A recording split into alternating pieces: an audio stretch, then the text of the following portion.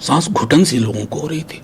सांस विपक्ष को भी मिला, सांस लेने की आजादी भाजपा के लोगों को भी मिली, सांस मीडिया के साथी भी ले रहे हैं, सांस हमारी सड़कें ले रही हैं, हमारे युवा ले रहे हैं। तो अभी बहुत कुछ देखने को मिलेगा। क्या सरकार के स्टैंड की वजह से विपक्ष को अपने तरफ से स्पीकर पद के लिए कैंडिडेट? देखिए, सरकार का पूरा स्टैंड इस सरकार को बनने के बाद का देख लीजिए। कई लोग उम्मीद लगा के रखे बैठे थे कि अब मोदी जी थोड़ी सामूहिकता को प्रश्रय देंगे। नीट का एग्जाम का देख लिए नतीजा, पूरी सरकार की हठधर्मिता, संसदीय परंपराओं के निर्वहन में हठधर्मिता है। तो हठधर्मिता और अहंकार के खिलाफ ये मैंडेट था। प्रधानमंत्री जी का भी रिड्यूस्ड मार्जिन, बाल बाल बचे हैं। तो ये सब संदेश अगर नहीं समझ पा रहे हैं प्रधानमंत्री जी, तो क्या है इसका मतलब? है कि आप वही तौर तरीका, मैं, मेरा, मुझको, मेरे आगे कोई नहीं, मेरे पीछे कोई नहीं, मेरे बाएं कोई नहीं, मेरे दाएं कोई नहीं, जो मैं सोचता हूं वही सबसे अच्छा है। तो एक दलित चेहरा सामने आप लोग रख रहे हैं, क्या सरकार के अंदर के हिस्से में भी डेंट मारने? नहीं, सीधी सी कोशिश ये होगी कि आप ये देखिए कि इनको प्रोटेम स्पीकर होना था, नहीं है। लेकिन अगर विपक्ष के ये साझा उम्मीदवार,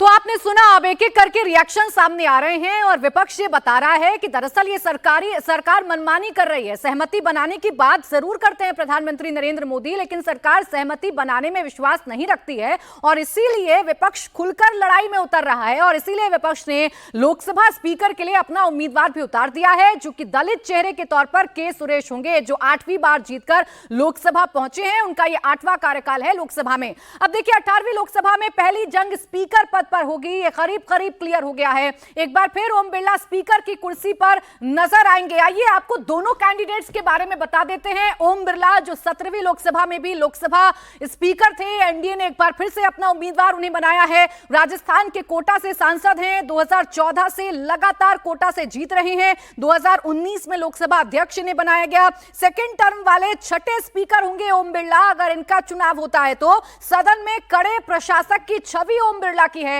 आपको याद होगा कि पूरा का पूरा विपक्ष ओम बिरला पर पक्षपात करने का आरोप लगाता है। जिस तरीके की कार्रवाई निलंबन की गई विपक्षी सांसदों की, उसको लेकर काफी खफा विपक्ष रहता है। अब के सुरेश, जो कि विपक्ष ने उम्मीदवार उतारे हैं, जिन्हें प्रोटेम स्पीकर भी बनाना चाहता था विपक्ष, लेकिन अब उन्हें लोकसभा स्पीकर के उम्मीदवार के तौर पर उतारा गया है। ये 8वीं बार के लोकसभा सांसद हैं। लोकसभा में सबसे ज्यादा अनुभव के सुरेश के पास है। प्रोटेम स्पीकर के दावेदार थे। केरल के मावेलिकारा से ये सांसद हैं। कांग्रेस के सीनियर नेता की हैसियत के सुरेश की है और इन्हीं को इस बार उम्मीदवार विपक्ष की तरफ से बनाया गया है। विपक्ष ये चाहता है कि जो नैरेटिव की लड़ाई है, जो परसेप्शन की लड़ाई है, जो सरकार के खिलाफ एक नैरेटिव विपक्ष बुनने की कोशिश कर रहा है, वो नैरेटिव विपक्ष बुनता रहे।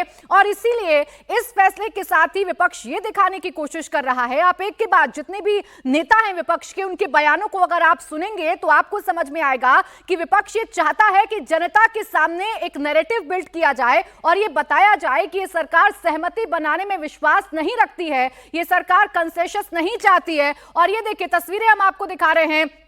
जब नॉमिनेशन फाइल किया है के सुरेश ने, उस वक्त की तस्वीर हम आपको दिखा रहे हैं। दीपेंद्र हुड्डा उनके साथ मौजूद हैं, कांग्रेस के तमाम नेता उनके साथ मौजूद हैं। के सुरेश ने नॉमिनेशन फाइल कर दिया है। दरअसल विपक्ष ये चाहता था कि स्पीकर अगर सत्ता पक्ष का है तो डिप्टी स्पीकर का जो पद है वो विपक्ष के पास रहे, और इसी को लेकर बार्गेन किया जा रहा था। इसी को लेकर एक बात करने की कोशिश की जा रही थी सरकार और विपक्ष के बीच में। लेकिन जब डिप्टी स्पीकर को लेकर सरकार की तरफ से कोई आश्वासन नहीं मिला, किसी तरीके से कोई बात सरकार की तरफ से नहीं कही गई, तो विपक्ष ने फैसला लिया कि वो स्पीकर के चुनाव में कूदेंगे, वो स्पीकर के चुनाव में के सुरेश को उतारेंगे।